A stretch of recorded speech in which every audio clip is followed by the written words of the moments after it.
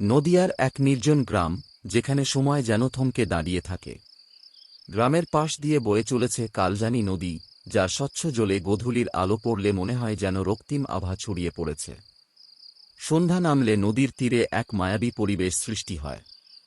গ্রামের বয়স্করা বলেন, এই সময়ে নাকি ভূতের আনাগোনা বাড়ে। কালজানি নদীর পাশেই রয়েছে রাজবিলাসী জমিদার বাড়ি। একসময় জমিদার বিষ্ণুদেব রায়ের রাজত্ব ছিল এখানে। প্রায় 2 শতাব্দী আগে তার কন্যা মৃণালিনী এই বাড়িতেই আত্মহত্যা করেছিল। সেই ঘটনার পর থেকেই মন্দির বাড়ির আশপাশে নাকি অদ্ভুত কাণ্ড ঘটে। গভীর রাতে কান্নার আওয়াজ, কখনো বা মৃদু হাসির শব্দ, আবার কখনো অনুভূত হয় হালকা বেলফুলের গন্ধ। রুদ্র সেন, কলকাতার এক তরুণ, সদ্য স্নাতক পাশ করে গ্রামে ফিরেছে। শহরের ব্যস্ততা তাকে আর টানে না। রুদ্র পড়াশোনা শেষ করে গ্রামে এসে দাদু ঠাকুমার সঙ্গে থাকতে শুরু করেছে।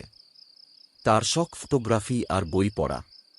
বনবিলার নির্জন প্রকৃতি আর গোধূলির সৌন্দর্য তাকে প্রতিনিয়ত টানে।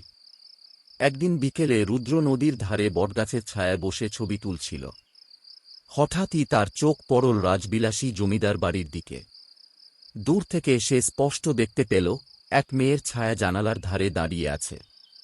রুদ্র অবাক হয়ে তাকিয়ে থাকল। এত বছর ধরে পরিত্যক্ত বাড়িতে কে থাকতে পারে? মনে প্রশ্ন জাগল তার। সন্ধ্যার ছায়া গাঢ় হলে রুদ্র বাড়ি ফিরে এল। কিন্তু মেয়েটির ছায়া তার মনে গেঁথে রইল।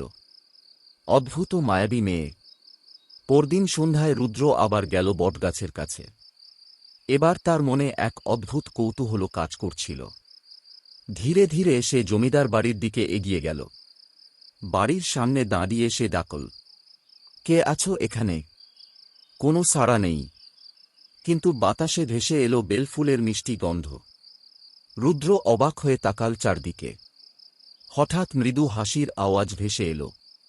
তুমি কে? রুদ্র ফিসফিস করে বলল, আমি মৃণাল। সেই কণ্ঠস্বর যেন এক অনন্ত বিষাদ বয়ে আনল। রুদ্র ধীরে ধীরে ঘুরে দাঁড়িয়ে দেখল, একজন মায়াবী মেয়ে, সাদা শাড়িতে, মাথায় খোলা চুল, ঠোঁটে বিষণ্ণ হাসি। চোখ দুটি গভীর দুঃখে ডুবে রয়েছে। তুমি এখানে?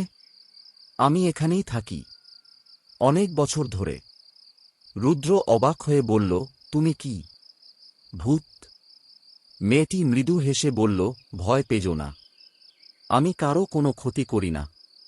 আমি তো ভালোবাসার অপেক্ষায়।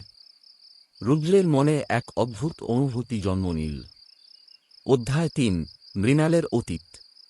পরবর্তী কয়েকদিন ধরে রুদ্র আর মৃণালের দেখা হতে থাকল। মৃণাল ধীরে ধীরে তার জীবনের গল্প বলল। আমি ছিলাম বিষ্ণুদেব রায়ের একমাত্র কন্যা, বাবার চোখের মণি। কিন্তু আমার জীবন বদলে যায় যখন আমি দীপকের প্রেমে পড়ি। দীপককে? সে ছিল জমিদার বাড়ির এক কর্মচারীর ছেলে। বাবা কখনো মেনে নেননি আমাদের সম্পর্ক। সমাজও ছিল বিরোধিতা করার জন্য তৈরি। রুদ্র মৃণালের চোখের দিকে তাকিয়ে অনুভব করল, তার দুঃখ যেন এখনো মাটির গভীরে শিকড় গেড়ে আছে।